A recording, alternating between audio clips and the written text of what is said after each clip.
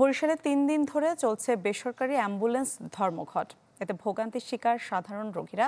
এ নিয়ে আরও খবর জানাতে সেখান থেকে যুক্ত হচ্ছেন সহকর্মী কাউসার হোসেন রানা। রানা,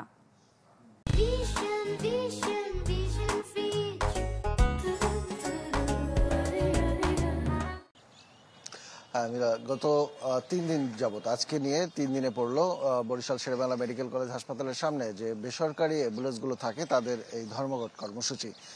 তারা যেটি দাবি জানিয়েছেন যে হাসপাতালের সামনে নিরাপদ পার্কিং ব্যবস্থা না থাকায় তাদেরকে এই ধর্মঘট কর্মসূচি হাতে নেওয়া লেগেছে। নেতৃবৃন্দ যারা তারা আমাদেরকে জানিয়েছেন যে এর আগে বিভিন্ন সময় আন্দোলন হয়েছে, তখন তাদেরকে এখান থেকে নানান সময় অ্যাম্বুলেন্স সরিয়ে নিতে বলা হয়েছে, তখন সরিয়ে নিয়েছে। কিন্তু বিষয় হচ্ছে যে এই হাসপাতালে যে অ্যাম্বুলেন্স রয়েছে, সেখানে যে কটি অ্যাম্বুলেন্স রয়েছে সেখান থেকে আসলে রোগী যারা রয়েছেন তাদের কিন্তু পর্যাপ্ত সেবা দেওয়া সম্ভব না, কারণ রোগীর সংখ্যার থেকে তুলনায় অ্যাম্বুলেন্সের সংখ্যা খুবই কম। তো সেই অবস্থায় মূলত সাপোর্টটি বেসরকারি হাসপাতাল অ্যাম্বুলেন্স যেগুলো রয়েছে তারাই কিন্তু এই সাপোর্টগুলো দিয়ে আসে। তো সেই ক্ষেত্রে তাদেরকে যদি হাসপাতালের কম্পাউন্ডের মধ্যে অ্যাম্বুলেন্স রাখতে না দেওয়া হয়, তখন কিন্তু তারা রোগীদেরকে তাৎক্ষণিকভাবে যে সেবাটা দেওয়ার সেই সেবাটা কিন্তু তারা দিতে পারছেন না বলে তারা দাবি জানিয়েছেন। এবং পাশাপাশি হাসপাতালের সামনেও বিস্তর কোনো জায়গা নেই যেখানে তারা এই অ্যাম্বুলেন্স রাখতে পারেন।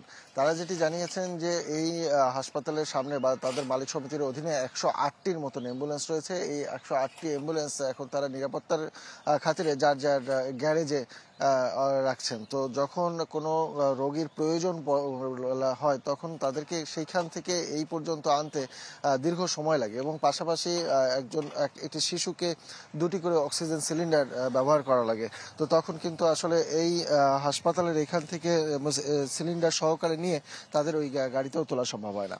তো এছাড়াও বরিশাল মেডিকেলের ইমার্জেন্সির পাশেই বাম পাশে যে খোলা জায়গাটি রয়েছে সেখানে তাদেরকে অ্যাম্বুলেন্স রাখতে দিয়েছিল, কিন্তু হঠাৎ করেই তাদেরকে এখান থেকে সরিয়ে দেওয়া হয়েছে। যদিও কর্তৃপক্ষ দাবি করেছে যে তাদের এখানে অব্যবস্থাপনা এবং নানান জটিলতার কারণে তাদেরকে এখান থেকে সরিয়ে দেওয়া হয়েছে। এই ছিল এখানকার সর্বশেষ পরিস্থিতি। বিলা। জি রানা, ধন্যবাদ আপনাকে। বরিশাল থেকে আমাদের সাথে যুক্ত হয়েছিলেন সহকর্মী কাউসার হোসেন রানা।